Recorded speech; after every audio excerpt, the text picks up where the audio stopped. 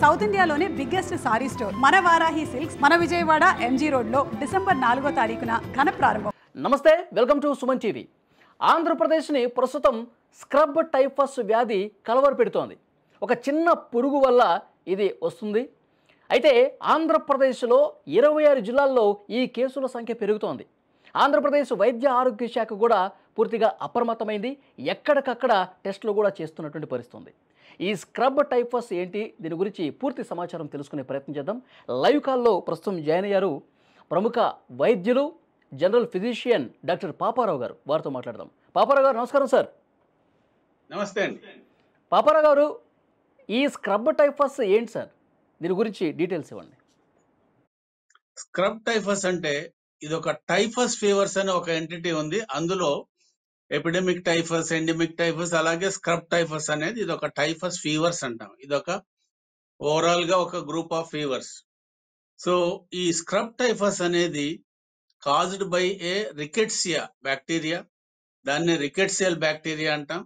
ఇందులో చాలా రకాల రికెట్సియా ఉంటాయి. అందులో మెయిన్ గా చుచ్చుగా ముషి ఓరియంటాలిస్ అనేది ఈ స్క్రబ్ టైఫస్ కాజ్ చేస్తుంది. మెయిన్ గా ఇది ఎలా ట్రాన్స్మిట్ అవుతుందంటే, మనం పొదల్లో కానీ గడ్డిలో కానీ ఎక్కడైనా వెజిటేషన్స్ అంటాం, లేదా అడవుల్లో కానీ ఎక్కడైనా నడిచినప్పుడు అందులో చిన్న బగ్స్ ఉంటాయి. ఆ బగ్సే వాటినే చిపోటిల్స్ అంటారు, లేదా చిగ్గర్స్ అంటారు. ఆ చిన్న చిన్న రెడ్ బగ్స్ లాంటి దాన్ని చెర్రీ బగ్స్ అని కూడా అంటారు. ఈ బగ్స్ వల్లే మనకి ప్లేగ్ వ్యాధి కూడా సంక్రమించే అవకాశం ఉంది. అట్లాగే ఈ రికెట్సియల్ ఫీవర్స్ అనేవి పేర్ల ద్వారాను, ర్యాట్ ఫ్లీ అనేది ఒక ఇన్సెక్ట్ ఉంటుంది, అది ర్యాట్స్ ని ఇన్ఫెక్ట్ చేస్తుంది. అట్లాంటి ర్యాట్ మూత్రం ద్వారాను ఈ టైఫస్ ఫీవర్స్ వచ్చే అవకాశం ఉంది. ముఖ్యంగా ఈ స్క్రబ్ టైఫస్ అనేది ఈ చెర్రీ బగ్స్ ఆర్ మనం గడ్డిలో తిరిగినప్పుడు చిన్న చిన్న లార్వా బగ్స్ అని ఉంటాయి. అది మనుషులు కొట్టినప్పుడు అక్కడ ఒక లోకల్ గా ఒక నల్లటి ఎస్కార్ అనేది ఉంటాం, ఒక నల్లటి మచ్చ లాంటిది ఫామ్ అయ్యే అవకాశం ఉంటుంది. అది ఎక్కువగా నొప్పి ఉండదు, ఎక్కువగా చీమ అది కూడా పట్టదు, కానీ చుట్టూ ఎర్రగా ఉండి మధ్యలో ఈ బొమ్మలో చూపించినట్టుగా నల్లగా ఉంటుంది. దాన్నే ఎస్కార్ అంటాం. సో ఇది కుట్టిన తర్వాత 6 నుంచి 20 రోజుల్లో డిసీజ్ వచ్చే అవకాశం ఉంది. ముఖ్యంగా సిమ్టమ్స్ ఏంటంటే ఫీవరు, తలనొప్పి, ఒక్కొక్కసారి డయేరియా రావచ్చు, దగ్గు, జ్వరం ఇవి విపరీతంగా వచ్చే అవకాశం ఉంది. సో ఇవి సాధారణ సిమ్టమ్స్.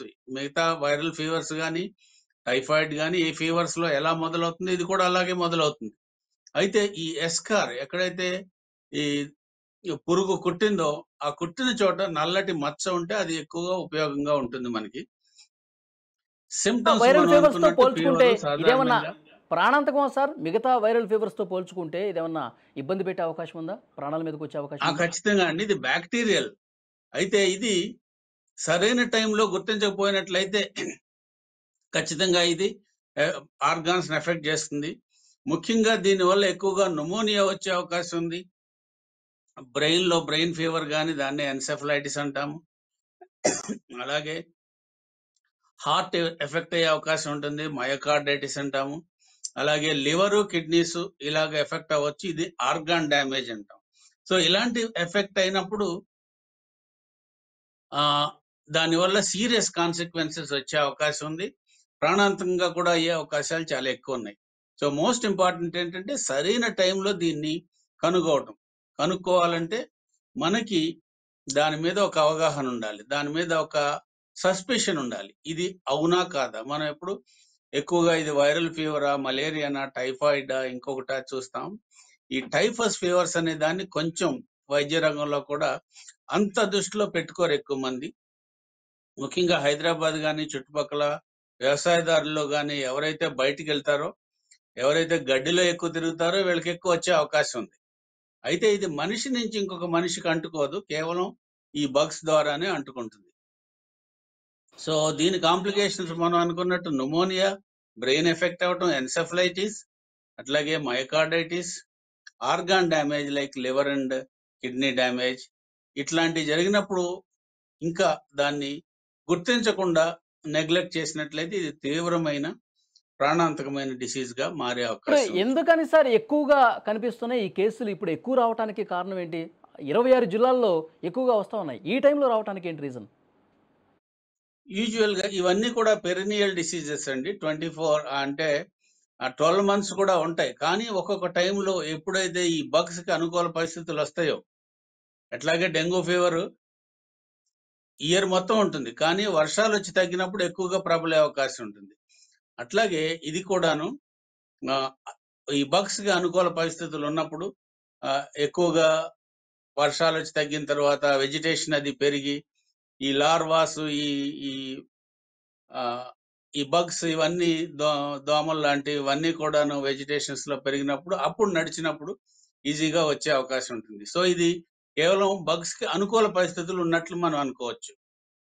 సార్ దీన్ని ఇప్పుడు ఈ టైఫస్ అని చెప్పి వేగంగా గుర్తించే పరిస్థితి ఏంటి? చాలామందికి అవగాహన ఉండదు. జ్వరం వస్తే హాస్పిటల్‌కి వెళ్ళి అవునండి. వచ్చేస్తా ఉంటారు. దీన్ని కనిపెట్టడం ఎలా?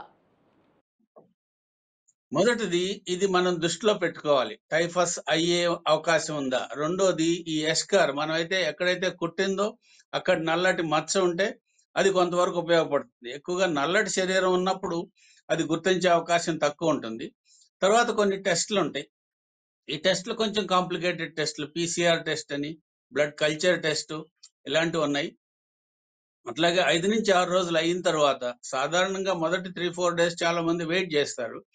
5, 6 రోజులు అయిన తర్వాత యాంటీబాడీ టెస్ట్‌లని ఉంటాయి. ఈ యాంటీబాడీ టెస్ట్‌లో ఇది రైజింగ్ టైటర్ గనక ఉంటే ఇది గుర్తించే అవకాశం, ఇది కన్ఫర్మ్ అయ్యే అవకాశం ఉంటుంది. అలాగే ఎలైజా టెస్ట్ అని ఒకటుంటుంది. ఇది కూడా యాంటీబాడీని గుర్తించే టెస్టే. ఈ ఎలైజా టెస్ట్ చాలా సెన్సిటివ్ టెస్ట్. ఇది చేసినట్లయితే దీన్ని ఈజీగా గుర్తించొచ్చు. అయితే కొన్ని బెడ్ సైడ్ కిట్స్ గాని త్వరగా ఐడెంటిఫై చేయడానికి కొన్ని కిట్స్ ఉన్నాయి. అవి ఎక్కువగా అందుబాటులో లేవు. అది ఉన్నట్లయితే పిల్లల్లో దీని ప్రభావం ఎట్లా ఉండబోతుంది సార్? ఎక్కువ ఉంటుందా? పిల్లల్లో కూడా ఎందుకంటే ముఖ్యంగా గడ్డిలో ఆడుకుంటారు కాబట్టి ఇన్ఫెక్షన్స్ వచ్చే అవకాశం ఉంటుంది. ఇలా ఉన్నప్పుడు వాళ్ళకి ఎక్కువగా న్యూమోనియా గాని, లేదా హార్ట్, బ్రెయిన్ గాని, లేదా లివర్ గాని ఇట్లాంటివి ఎక్కువ వచ్చే అవకాశం ఉంటుంది. కాబట్టి పిల్లల్లో ముఖ్యంగా ఎక్కువ అప్రమత్తంగా ఉండాలి. ఎందుకంటే పిల్లలు వాళ్ళకి వల్నరబిలిటీ ఎక్కువ ఉంటుంది. సేఫ్టీ డిసీజ్‌ని తట్టుకునే శక్తి కొంచెం నారోగా ఉంటుంది కాబట్టి 5 సంవత్సరాల్లో పిల్లల్లో ఇది తీవ్రమైన వ్యాధిగా వచ్చే అవకాశం ఉంటుంది. కాబట్టి సరైన సమయంలో గుర్తించడం అనేది ముఖ్యమైనది అన్నిటికంటే. వయోవృద్ధుల్లో కూడా 65 సంవత్సరాల తర్వాత ఇది ఎక్కువగా తీవ్రంగా అయ్యి కాంప్లికేట్ అయ్యే అవకాశాలు ఎక్కువ ఉంటుంది. ముఖ్యంగా sugar, BP, heart problem, kidneys problem ఉన్న వాళ్ళకి ఈ తీవ్రమైన వ్యాధిగా అయ్యే అవకాశాలు చాలా ఎక్కువ ఉంటాయి. ఓకే. సార్ మీ యాహ్! అనుభవంలో ఈ స్క్రబ్ టైఫస్ వల్ల చాలా క్రిటికల్ కండిషన్ అయిపోయి మరణించినటువంటి పరిస్థితి ఏమన్నా ఉందా సార్? కండిషన్ అయ్యి మరణించే పరిస్థితుల్లో సార్లు వస్తూ ఉంటారండి. సో, ఎందుకంటే మేము వర్క్ చేసేది ఒక టెర్షియరీ రిఫరల్ హాస్పిటల్ కాబట్టి, ఇట్లాంటి చాలా సీరియస్‌గా ఉన్న కేసులు చాలా వచ్చినాయి. ఇవి వెంటిలేటర్ మీదకెళ్ళటం, మెల్లిగా మేము దాన్ని గుర్తించి ఇంజెక్షన్స్ అవి ఇచ్చిన తర్వాత స్లోగా అవి ఎందుకనంటే గుర్తించడం అనేది ముఖ్యం. దానికి సరైన యాంటీబయోటిక్స్ అవి కూడా చాలా తేలిగ్గానే దొరుకుతాయి. ఇవన్నీ సరైన టైంలో ఇచ్చినప్పుడు కొంచెం టైం పడుతుంది గానీ, ఒక 3-5 డేస్‌లో రోగి రివర్స్ అయ్యి ఇంప్రూవ్ అయ్యే అవకాశాలు ఎక్కువున్నాయి. అయితే మరణాలు జరగటం అనేది చాలా చాలా అరుదు. మేము యూజువల్‌గా ఇలాంటివన్నీ సాధ్యమైనంత త్వరగా గుర్తించి దానికి ట్రీట్మెంట్ ఇవ్వటం జరుగుతుందండి. Yeah! Thank you very much sir. మంచి ఇన్ఫర్మేషన్ ఇచ్చారు. Thank yeah! అది ఆంధ్రప్రదేశ్లో ఈ స్క్రబ్ టైఫస్ కేసులు విపరీతంగా పెరుగుతున్నాయి. వైద్య ఆరోగ్య శాఖ కూడా పూర్తిగా అప్రమత్తమై టెస్టులు కూడా చేస్తుంది. టెస్టుల కిట్ల సంఖ్య కూడా పెంచుతున్నటువంటి నేపథ్యంలో ప్రజలెవరూ కూడా పానిక్ అవ్వాల్సిన అవసరం లేదని చెప్తున్నారు. మరోవైపు అది సాధారణ జ్వరమా లేకపోతే ఇతర వైరల్ ఫీవర్సా, ఈ స్క్రబ్ టైఫసా అనేది కూడా తెలుసుకోవాల్సినటువంటి అవసరం ఉంది. డాక్టర్లు కూడా అందుకు తగ్గట్టుగా వైద్య ఆరోగ్య శాఖ దీనికి సంబంధించినటువంటి ఈ కేసులకు సంబంధించిన ఇన్ఫర్మేషన్ అందజేస్తున్నటువంటి పరిస్థితి ఉంది. Yeah! Thank you very much doctor గారు.